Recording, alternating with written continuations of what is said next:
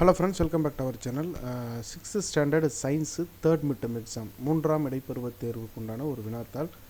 இதில் வந்து பார்த்திங்கன்னா நமக்கு தமிழ் மீடியம், இங்கிலீஷ் மீடியம் ரெண்டுமே அவைலபிளாக இருக்குது. ஓகேங்களா? ஸோ இப்போ வந்து நமக்கு வந்து 3ஆம் இடைப்பருவத் தேர்வு வரப்போகுது, 3rd மிட்டம் எக்ஸாம் வரப்போகுது. அதற்குண்டான ஒரு original question paper Virudhunagar district last year 2024 நடந்த ஒரு வினாத்தாள். ஓகேங்களா?